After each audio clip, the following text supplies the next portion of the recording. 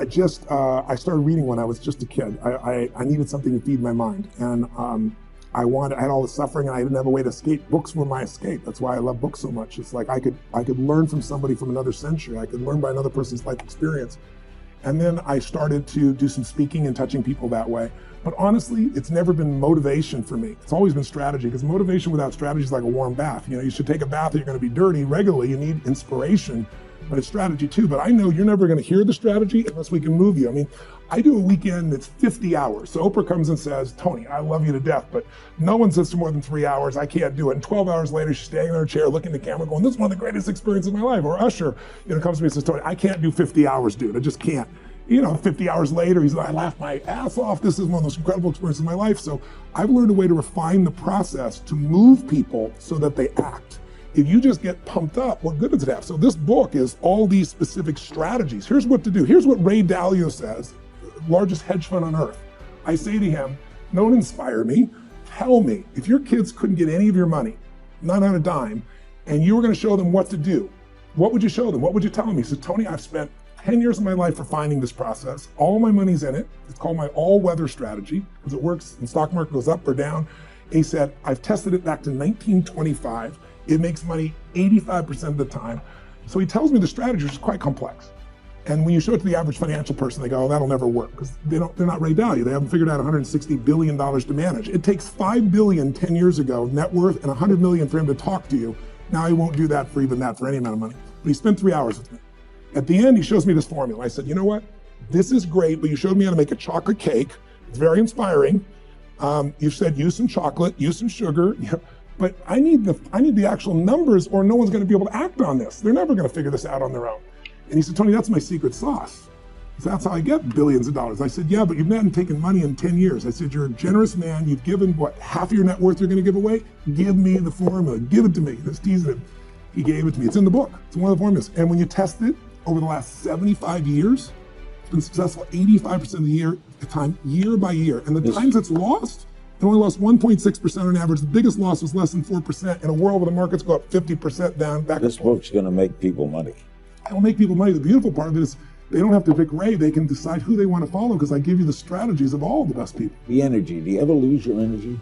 Do you ever get down? Well, sure. I get exhausted. I get mad. I get tired. I'm a human being, but it's like an athlete. You built your muscle, so it's there for you. It doesn't last. What used to last when I was a kid, a month might last me a few minutes or an hour, something of that nature. Don't ask for it to change out there. Ask for you to change here. Don't ask for a more favorable wind. We call that naive. Don't ask for better seed, better soil. This is the only planet you got. Just ask that you can get wiser and stronger and better, and be able to take care of your own responsibilities. Get better. Learn how to handle the seasons better. Let's go through them. Just get better at handling the winters. You can't change the winter. You can't change the seasons, but you can change yourself. You say, well, what can I do about the upcoming winters of my life? The challenges that I know I'm going to face. Here's what you can do. You can get wiser and stronger and better. Just make a list of that trio of words. Wiser, stronger. Go home smarter than you came. Go home with more ideas than you came with. Next, get stronger. You can develop the muscle. You can develop the courage muscle. You can develop the inspiration muscle. You can develop the dedication muscle. You can get stronger. There isn't anybody here that can't get stronger.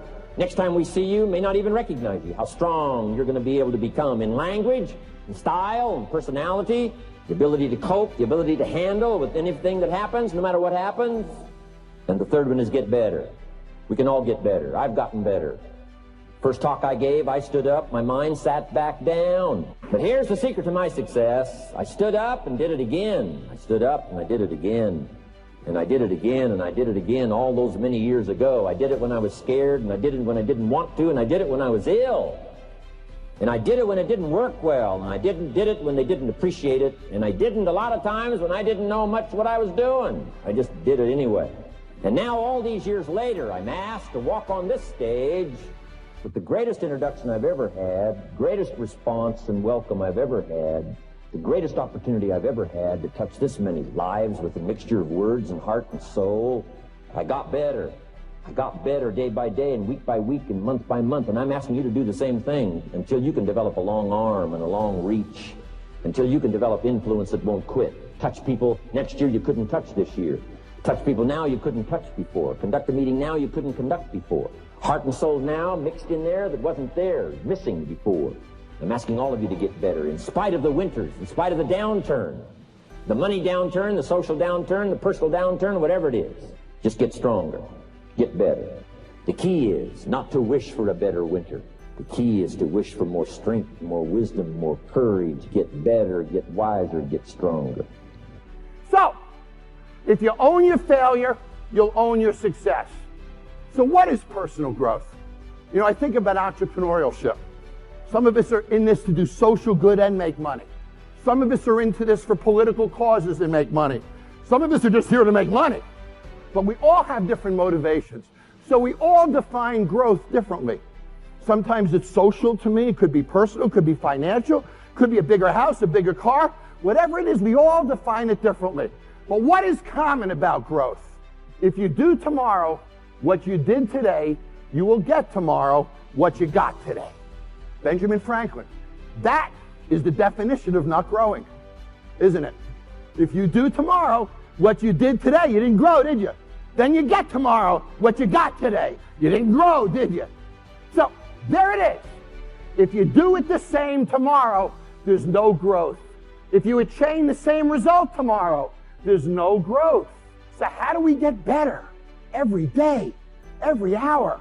How do we find those resources? How do we find the energy, the knowledge to do that? That's what I want to talk about. So I want to change your mindset. Insanity, you've seen this before, is doing the same thing again and again, expecting a different result. You know, years ago, I used to own 17 restaurants and bars in a bunch of states. And every September, I'd go to the property, and the GMs would make a presentation and give me their business plan for the year. And I'd read through the business plan and would say, oh, going to raise sales by 20% in 6 months. Awesome. Tells me breakfast, lunch, dinner, late night, booze, wine. I'm in. Then next year I come back. 20% in 6 months, lunch, breakfast. And I realized, wait a minute. This is the same shit I read last year. Said by the same people who said it last year, and I'm supposed to get on a plane and feel good about this. So what does 20% in 6 months mean? Well, does anything happen next month? What about 2 months from now, 3 months from now? When does something happen? Not till the last day. 5 months and 29 days, I gotta sweat bullets. What the hell does 20% in 6 months mean? How do you get your arms around that? How do you turn it into something that's meaningful in business? So, open your mind and play with me for a moment. What business are you in? What business do you want to be in? Retail, customer service, consumer, B2B? What business are you in? I love it when people say, oh, I'm in retail, I'm in medical devices, I'm in, every one of these is wrong. You see, it doesn't matter what business we're in. We don't sell products, we don't sell services, we don't sell advice, and we don't sell solutions. All of that is textbook bull. Everything we do is a process, never a result. That process must establish an emotional reaction. That reaction is our product. So, let me be a restaurant guy for a minute. The cook in the kitchen is making an entree, right? He thinks that's the product. So the entree comes out to the table, goes on a table, one of two things happens. Either you sit up and look at it and react to it, or nothing happens. If nothing happens, that business is stuck in mediocrity forever. So, is the product a plate of food or the reaction that the guest had to the plate of food? Which is the product? The reaction is the product, isn't it? You see, I'll redesign that plate 30 times until you sit up. Because I understand that the product is the way you react to things. We can all buy cell phones from any company. It's the way we react to the product that matters. It's presentation, it's emotion, it's perceived value, far more than absolute value. The fact of the matter is, everything we do must create reactions. Those reactions drive frequency, drive spend, and fuel the economy of our country. And he or she who creates the best reaction wins. Hi, welcome back to Mind Control. Success is like a quiet daily set of tasks. Real small. It's like that quiet walk to the gym. Some empty ass gym late at night. Over and over and over. Or as I sit there studying other great people and then comparing it with what I'm doing, looking at it. Over and over and over. Doing 20 minutes of quiet meditation a day. Over and over and over. Making the choice to eat foods that enhance my brain neurotransmitters. Over and over and over. It's a very quiet process where you're just drawing your state from within yourself, doing these like simple little tasks, but finding love in those simple little tasks. It's not this big rah-rah speech where you do this one thing and something big happens. When we look at the leading sales professionals of the world, when we look at the best business people, we say she's gifted, she's smarter than me, she just somehow knows more than me, she's got a better education, she had an easier background, she got lucky. You've heard the cliche because it's true. The harder I work, the luckier I get. I'm an ordinary person, but I focused on my craft. I had a burning desire to be excellent. I love what I do. Sharing in my books and speaking is my oxygen, it's my DNA. 4 in the morning I get up and I'm working in my craft because I love it. I love it. The process is just as important as the actual prize, because the process is going to make you, the deeper the process, the greater the reward. A real man in the dark, when nobody's watching, he putting in work. Because he loves the process. Everybody wants to be a champion, but nobody's willing to put in the work that it takes to be a champion. Everybody wants to hold up the trophy and say, man, I did it, but nobody's willing to put in the work that it takes to do it. I love the process. I love the thought of working for what I want. And I firmly believe you're never supposed to wish for it more than you're willing to work for it. The 9-to-5 person, they make a sale and they're excited. When you get to my level and you get one thing, then you try to get to the next level, then you try to get to the next level, then you try to get to the next level. A true hunter hunts. A true hunter's goal is not the prize. A true hunter's goal is to hunt. That's what they live for. Because real lions like to hunt. They love the process just as much as they love the prize. I understand it is in the process that you get better. It's in the process that don't nobody know your name, and 5 years later, you're one of the best in the world. Why? The process. I don't get up at 3 o'clock in the morning because I'm broke. Then why do you get up at 3 o'clock in the morning? Because I ain't finished yet. We always invest today, sacrifice today for tomorrow's betterment. But if we don't know what that betterment is, the want factor, what we're really doing it for, we can't win this war, guys. If you had 6 months to live, what would you do differently with your life? What would you do differently?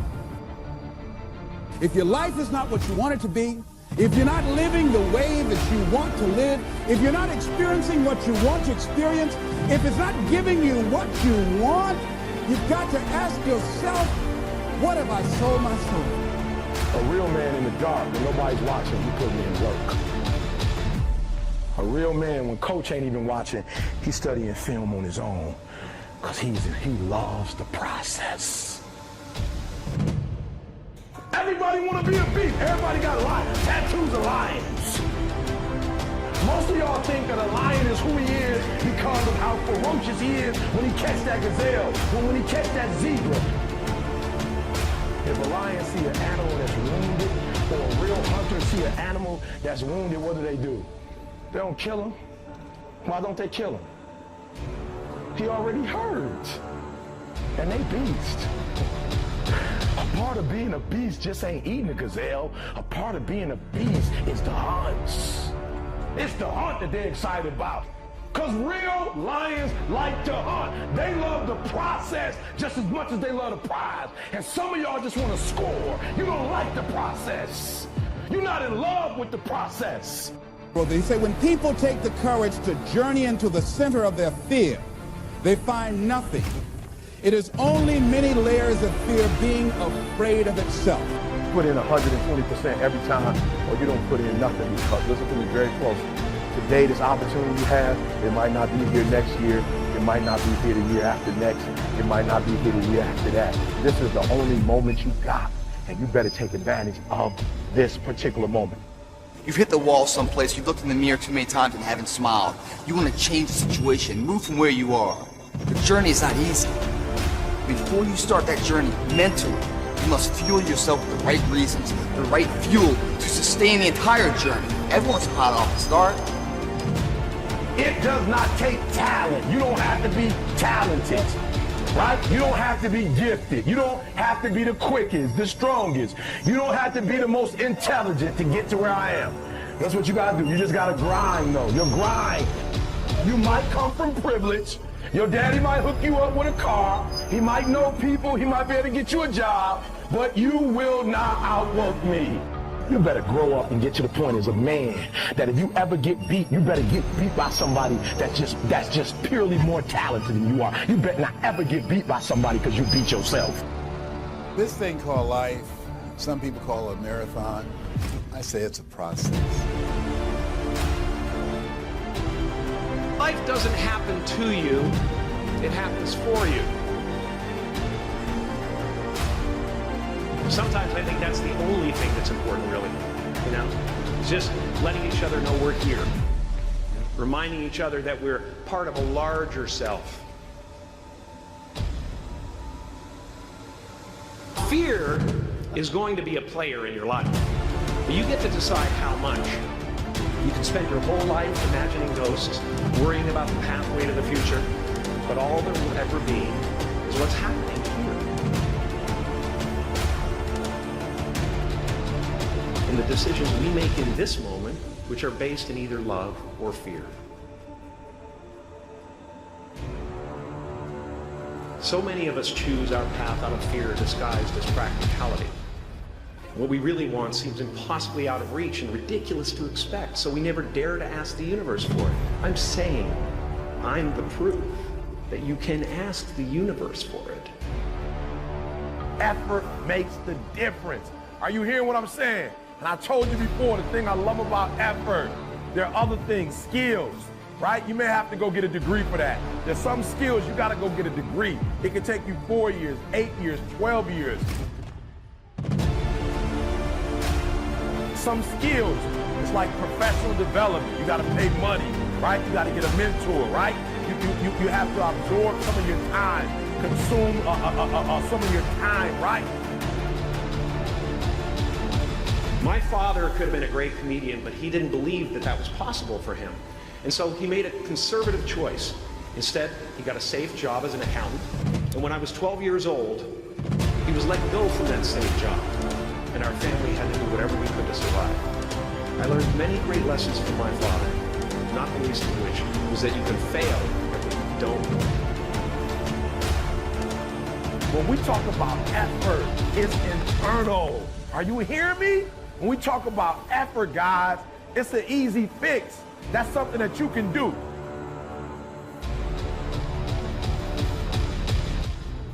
One of the best ways to go through life is to have a spirit of optimism and to be open to the possibilities. And I really rely greatly on St. Francis. Lord, grant me the serenity to accept the things I cannot change.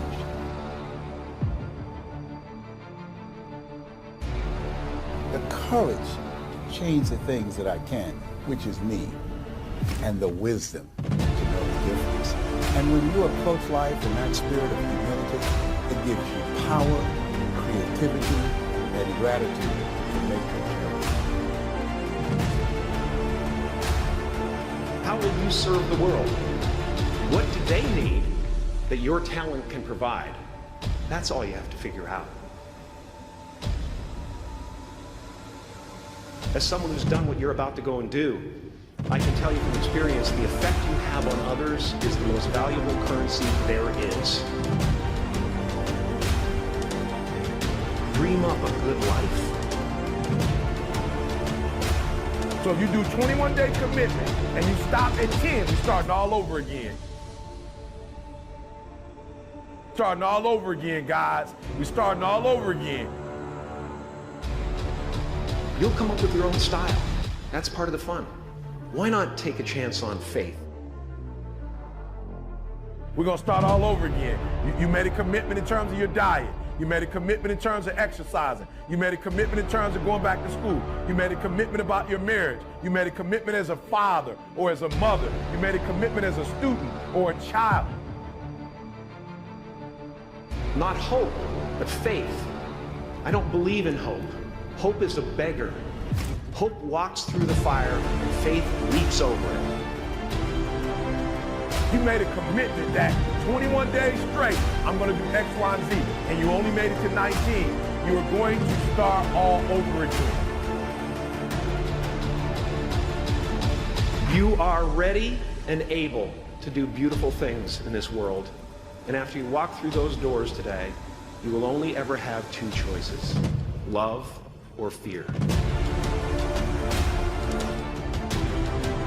You're going to start all over again at 21. Now, it might take you 4 tries.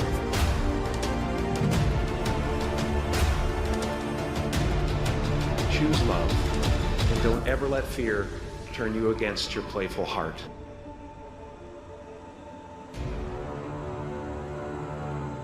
After you get to 21, we're going to 30 days after that. Then after the 30, we're going to 60.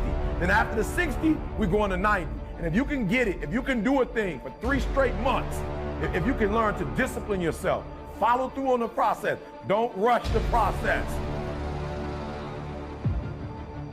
As far as I can tell, it's just about letting the universe know what you want and working toward it while letting go of how it comes to pass. It's not to figure out how it's going to happen for you, but to open the door in your head. And when the door opens in real life, just walk through it. Always doors opening. They keep opening. Yeah, feel me. Some of y'all trying to rush to 21 days. It takes 21 years to be 21 years old. Don't rush the process. Trust the process. So if you can do it for 30, 60, 90 straight days, then yeah, we can go to 365. Love yourself enough to be honest with yourself. Like for real, don't lie to yourself. In those 21 days, you're going to discover you. You're going to discover some strengths. You're going to discover some undeveloped strengths. I don't like to use negative terms. Some things that you need to work on. Look, love yourself enough to be honest with yourself. Love yourself enough to get past all that stuff so you can finally get to your success. Love yourself enough to get over whatever you need to get over so you can live your dream. Love yourself enough to get beyond that addiction, to get beyond that thing that you struggle with, to get beyond that pain, to get beyond that fear, to get beyond all that stuff. Love yourself enough to be honest with yourself. Thank you so much for watching till the end. Don't forget to share your thoughts in the comments section. Please also like, subscribe, and share this video with your friends and families. Please watch our other motivational videos. Thank you again. Hi, welcome back to Mind Control. Have you ever wondered why a lion is called the king of the jungle? What is that particular thing that makes lion the boss? Well, a lion remains a lion in every single circumstance. Lion doesn't fear anyone, whether there is a gazelle in front of him, or an elephant, or a dangerous crocodile ready to attack him. Now, think of a situation when a gazelle sees a lion. It freezes out of fear. On the other hand, the lion sees it as an opportunity. The difference between these two animals is their mindset. Lion always sees opportunity, while the gazelle always sees fear. Both of them are born to think this way. However, you are not born to think that way. You are human. You have control over your thoughts and brain. You can either see something as an opportunity or as fear. Now, the lion has to prove himself every single day to maintain its dominance as the king. Just like the lion, you also have to take on the mentality that you are the best, You have to show up every day to prove that you are the best. From now on, your thinking should be the same as a lion. When you wake up, you are hungry, looking for amazing opportunities out there in the world. The lion always focuses on his goals. This is the reason why he is the king. Even if the lion is facing a Cape buffalo, it doesn't think that he cannot kill the buffalo. Take the same approach whenever you face hurdles, and be the king. Thank you so much for watching till the end. Don't forget to share your thoughts in the comments section.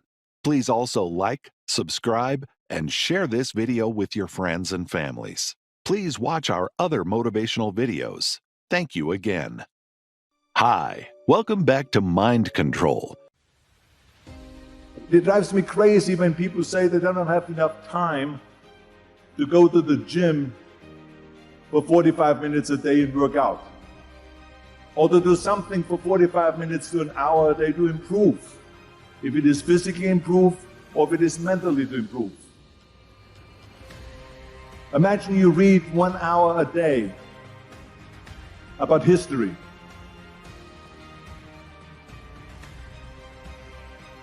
How much you will learn after 365 hours in 1 year. Think about if you study about the history of musicians, of composers, how much you would know. Imagine if you would work on a business, on some business that you want to develop every day for an hour. Imagine how further along you will go and get. So it drives me nuts because when people say we don't have the time, we have 24 hours a day. We sleep 6 hours a day, so that gives you still 18 hours. And there's someone shaking their head out here in front to say probably, I don't sleep 6 hours, I sleep 8 hours, right? So we have 18 hours a day. The average person works around 8 to 10 hours. So let's assume it's 10 hours, so we have 8 hours left. Then you travel around an hour a day, maybe 2 hours a day. So now you have still 6 hours left. So what do you do with these 6 hours? What do we do with these 6 hours? Then we eat a little bit, then we schmooze a little bit, talk a little bit to people and all that stuff. But you can see how much time there is available if you organize your day. So you got to work hard.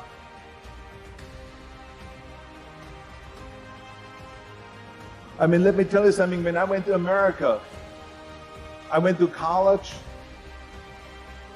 I went and worked out 5 hours a day. And I was working on construction. Because in those days in bodybuilding, there was no money. I didn't have the money for food supplements or anything. So I had to go to work. So I worked in construction. I went to college. I worked out in the gym, and at night from 8 o'clock at night to 12 midnight, I went to acting class 4 times a week. So I did all that. There was not one single minute that I wasted. And this is why I'm standing here today. There's 86,400 seconds in a day. The separator between me and you and people that win and lose is what we do with those seconds. You want to win? You want to be a millionaire? You got to quit being so casual. You walk slow, you talk slow, you implement things slow, you talk a good game like you're going to be somebody.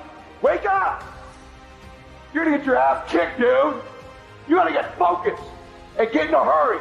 The separator is going to be who takes massive action quickly. And that's why most people never realize their personal greatness, because they're casual about life. And when you are casual about life, you will end up a casualty. You've got to develop a sense of urgency. Start working and developing yourself now and prepare yourself for what it is that you want, because you expect to get it. You meet somebody wealthy, their family at one point was not wealthy. And then the one shows up. The one. One person changes the family tree forever. In my family, I'm the one. And it wasn't because I wanted it or I hoped for it. I fought for it. I want to win. I want to fight for my family. I want my mom and dad proud of me. I want my kids proud of me. I want me proud of me. I want to look in the mirror and be happy with the man I look back at, that he gave it everything, that he went for it. You got to focus on you. And as you convince you will begin to see a difference in the things that you're doing. Selling yourself on your ability to perform a job. Telling yourself every day, here I go again. This is my day, and nothing out here is going to stop me. Everything has to do with you intending to win. If you make that shift, I'm going to win.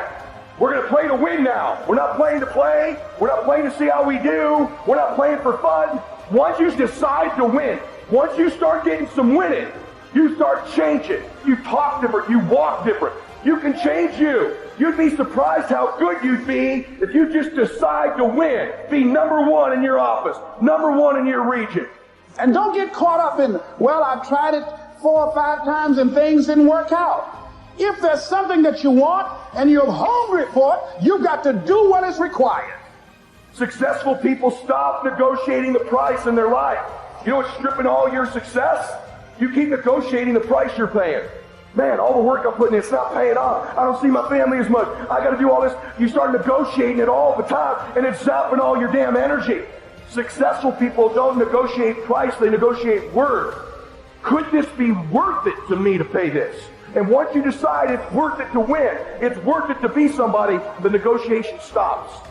It might be year 2, 3, 4 before you get your big win, but you could decide now, I'm going to walk, talk, and be a different person. You decide that. You're the lead character in the story of your life. That's the decision. Decide now. You're going to keep negotiating the price, or can you not be bought?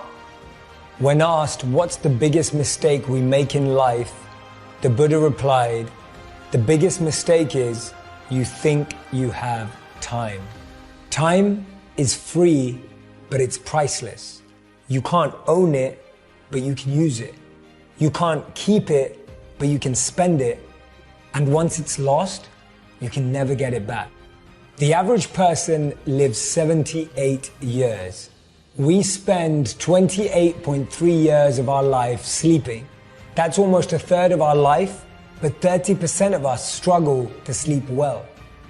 We spend 10.5 years of our life working, but over 50% of us want to leave our current jobs. Time is more valuable than money. You can get more money, but you can never get more time. We spend 9 years on TV and social media. We spend 6 years doing chores. We spend 4 years eating and drinking. We spend 3.5 years in education. We spend 2.5 years grooming. We spend 2.5 years shopping. We spend 1.5 years in childcare, and we spend 1.3 years commuting. That leaves us with 9 years. How will we spend that time? Steve Jobs said your time is limited, so don't waste it living someone else's life. So there's good news and there's bad news. The bad news is time flies. The good news is you're the pilot. Imagine you wake up every day with $86,400 in your bank account. And at the end of the night, it's all gone, whether you spent it or not. And then the next day, you get another $86,400. What would we do with it? Every day, 86,400 seconds are deposited into your life account.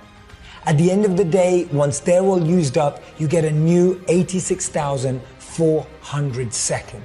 We would never waste it if it was money, so why do we waste it when it comes to time?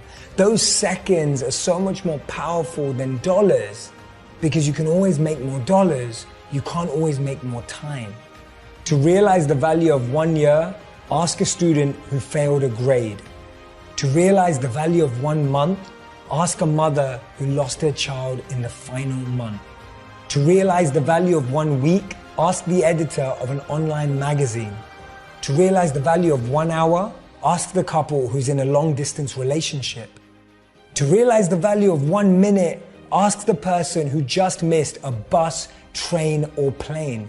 To realize the value of 1 second, ask the person who just missed an accident.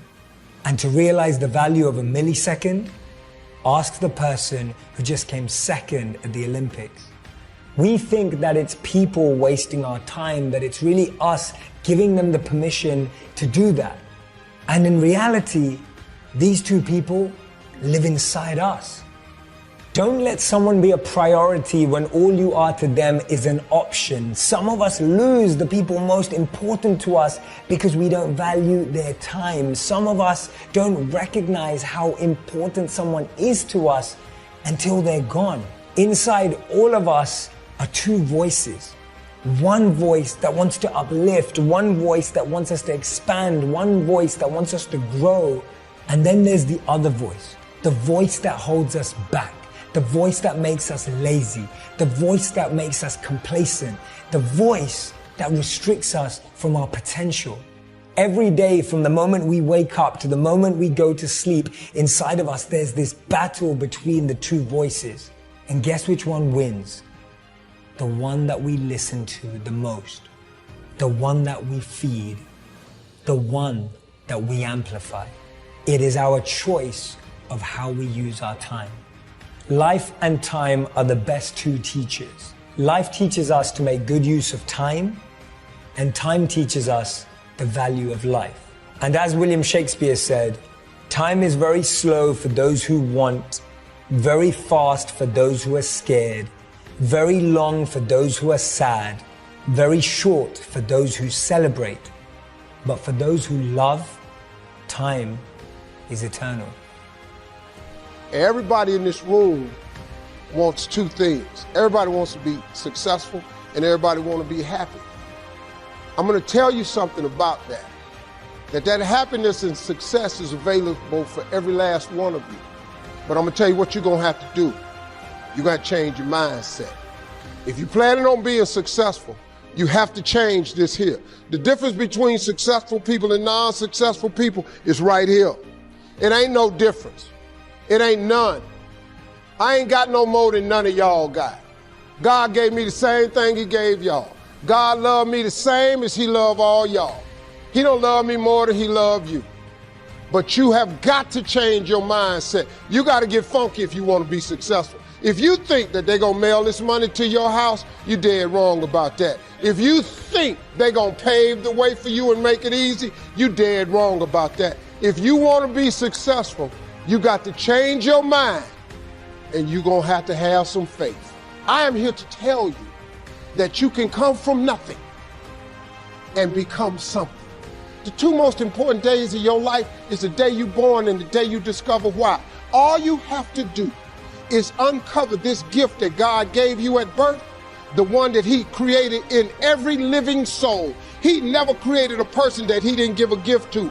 All you got to do is uncover that gift that he gave you and start using it. The Bible says your gift will make room for you.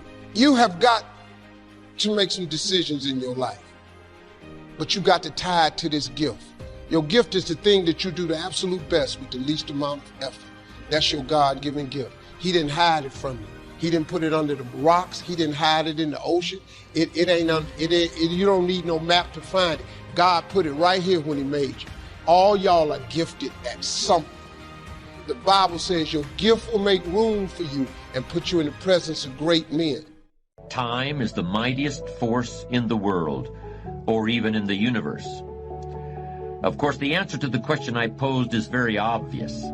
Why would you ever choose to fight time when you could have time on your side? Who wouldn't want to harness the great river of time that flows through all of life? Why wouldn't you want to use the power of time to generate power in every area of your existence, to turn the turbines of your hopes and dreams, to charge your every aspiration with lightning bolts of electricity? Well, there is only one way to make time work for you, not against you, and that's with patience. Patience. There's a type of person for whom everything is undertaken out of desire to achieve a goal. They prepare food in order to eat it, not just for the fun of being in the kitchen. They start a business in order to make money.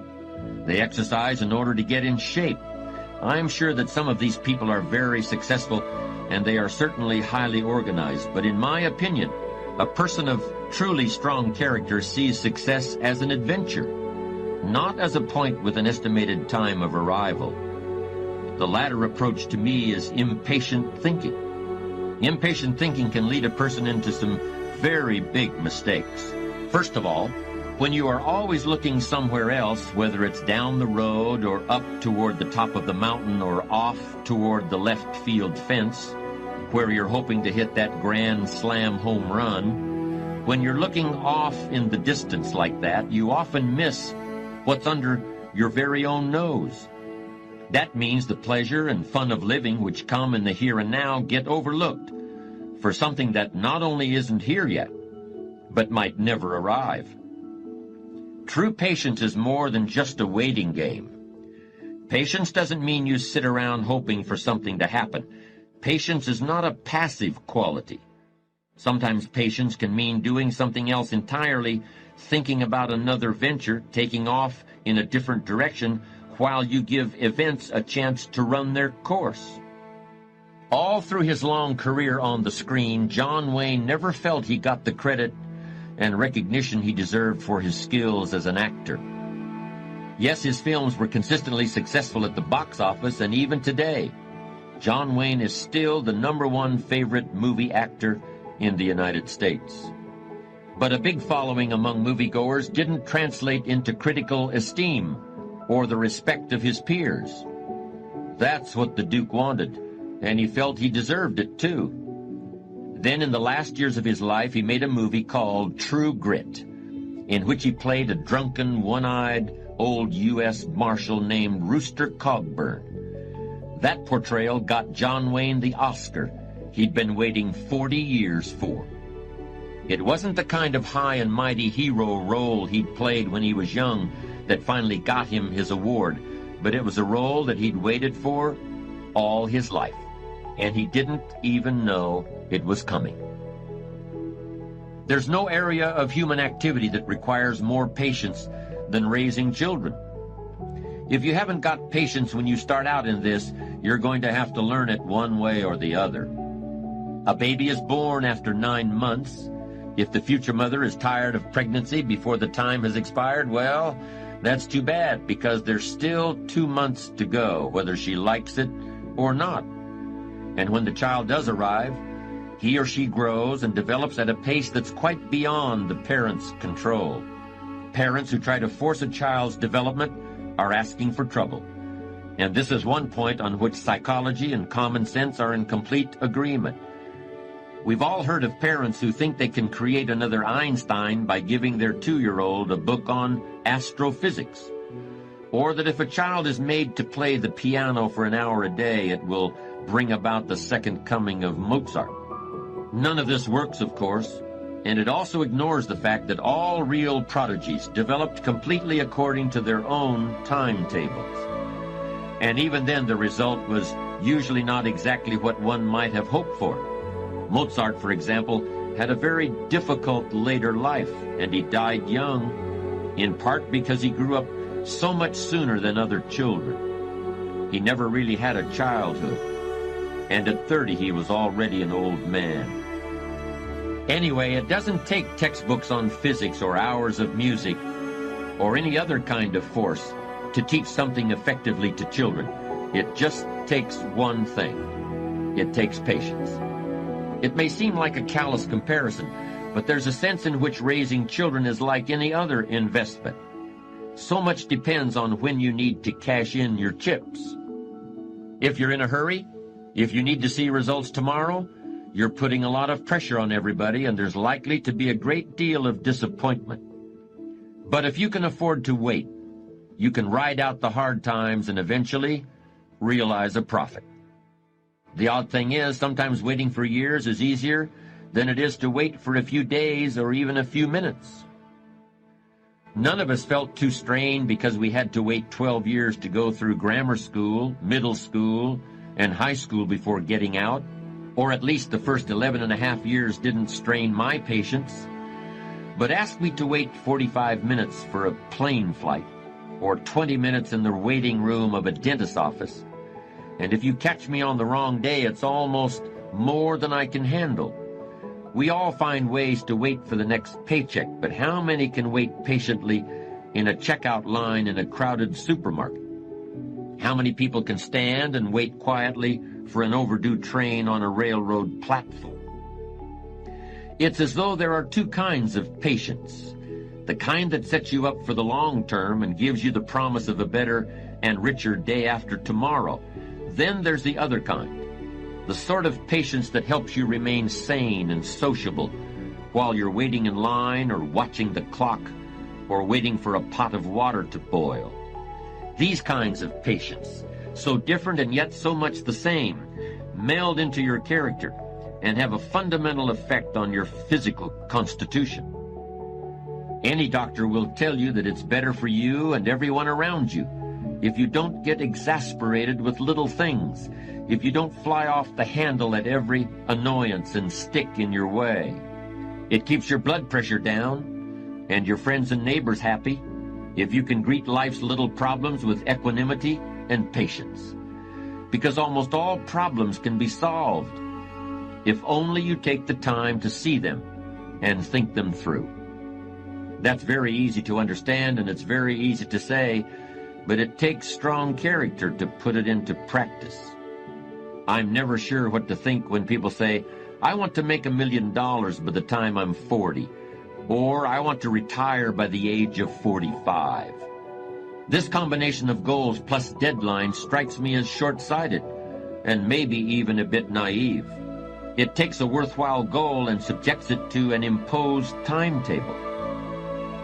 While you might have an idea of what $1 million would mean to you, or you might have really exciting plans for your life after you hang up the tie and business suit, I don't see how a person can reasonably expect to know who or what he will be or think or feel at some arbitrary moment in the future.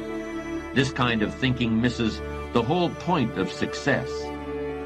The real payoff in financial and worldly success isn't the result of an amount of money divided by the age you are when you get it, or some other actuarial formula.